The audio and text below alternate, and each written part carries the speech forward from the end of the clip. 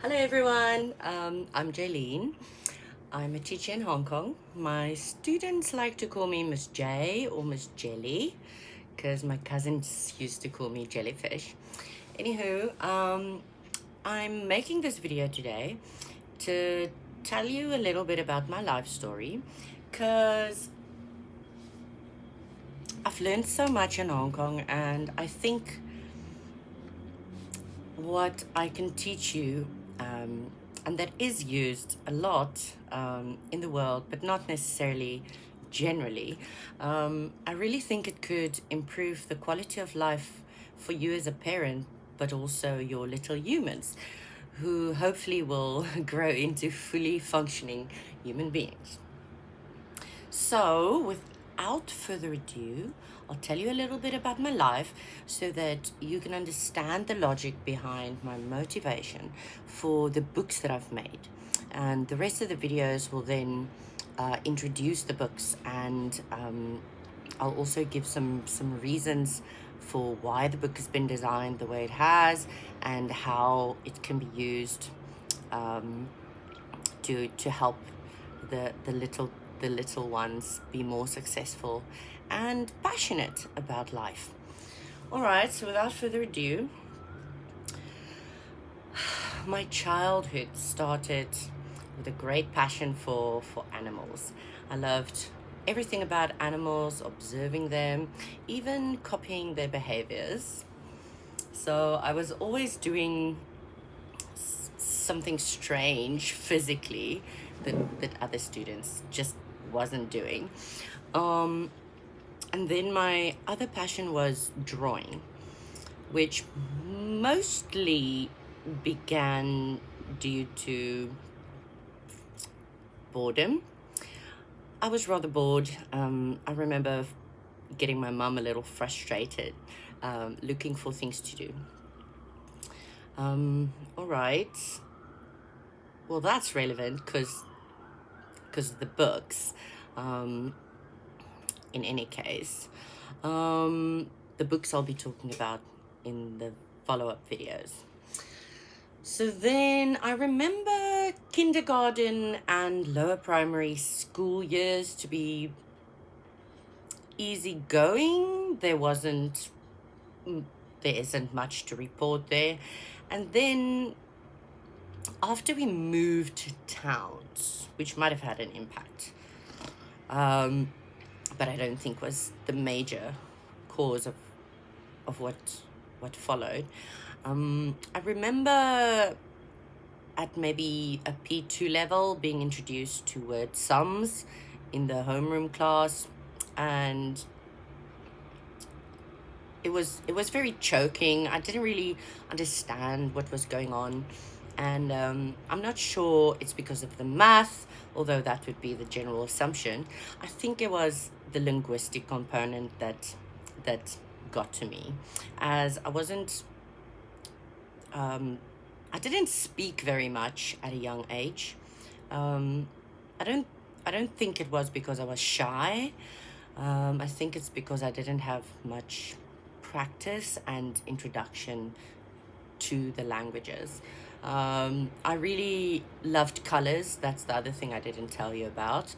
And the books that my mum tried to introduce to me was very lacking in visual appeal. So I was a bit superficial as a kid. Right, so then moving on to secondary school, I became very aware of two themes in life. It was it is the theme of money, and the other one is power. So I became very ambitious, studied really hard, but I think because of the anxiety that started developing with the word sums earlier, I leaned towards the scientists, the sciences in secondary school. And I also thought history was rather important, so I wanted to be good at it, although it was very language intensive. And so I remember getting up 3 o'clock in the morning when my parents and everybody was still sleeping, and trying to cram all of the language into my head. And I really struggled. And in the end, I did have a near perfect score for history, but I let go of history as soon as I could, as I absolutely hated the experience. Right. And then, yes, still, I wasn't studying for languages as hard as for the sciences. I think mostly because I had a avoidant attitude towards it. Um, Although I did seem to have a bit of a natural uh, ability for English. Um, haven't grown up in a bilingual family, which helped, but I was still avoidant, so I didn't study for it. And I was super surprised when I actually got a, a, a distinction in my my mother tongue, which is actually not English, at the end of secondary school.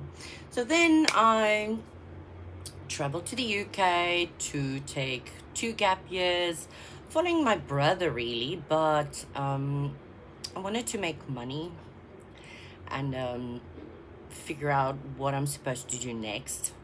And there I had a happy accident, bumping into an absolutely horrific boss, who was a little bit of a bully, to state it lightly. And so I was very inspired to go study, which my mum suggested before I went to the UK. I was very fortunate in that my mum had the means to pay for my studies, thanks to my grandpa, her dad. Anyway, so then, not quite understanding what life is about, how it works, and I think mostly because of my lack of confidence in language skills, interacting with people and expressing your thoughts and how and so on.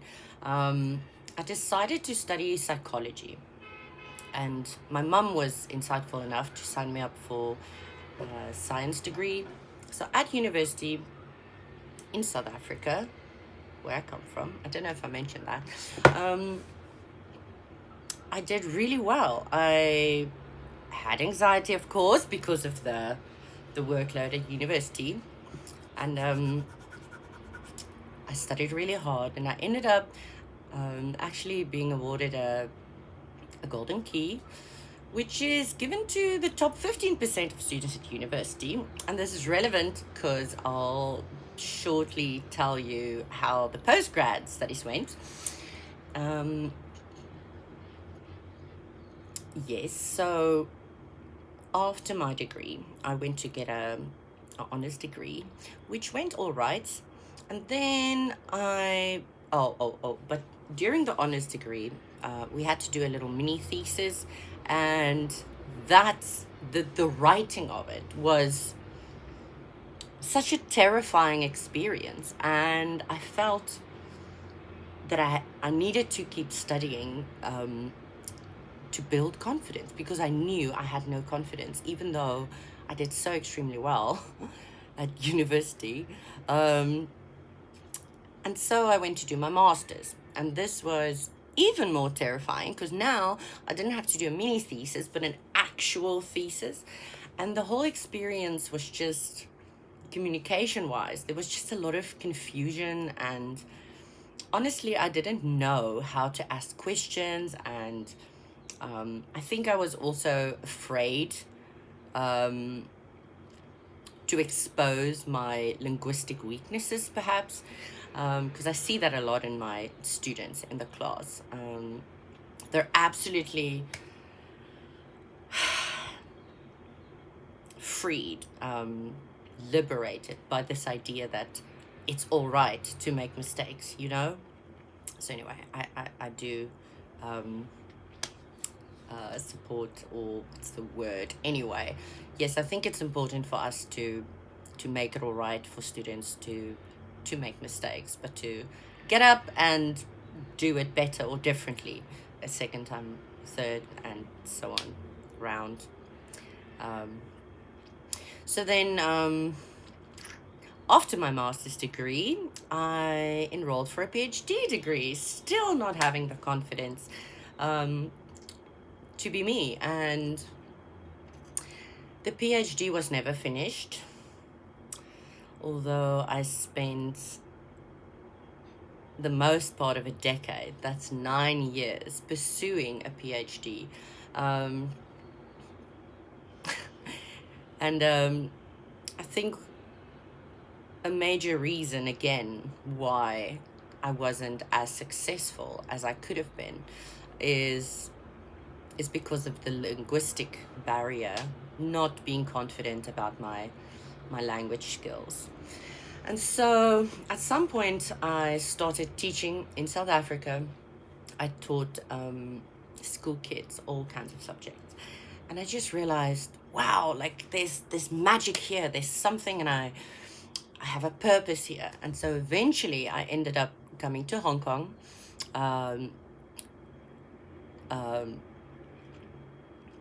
taking the job with the company I'm still at, teaching English as a TEFL teacher or an ESL teacher. And it's relevant to tell you what the students are like, for you to understand the relevance of the books I'm making. So from a very young age, students in Hong Kong are very, very busy. They're always taking extracurricular classes, and this is not something I grew up with. And of course, the students are also very competitive, living in the city. All the head count in China is extraordinary. And so on average, the students here get about 90 plus, and they're really aiming for 100, so they can get quite upset if they don't have that 100. But again, it's up to us to teach them to reach for the stars and land on Mars, you know? So that's quite all right. In any case, the methods that we employ teaching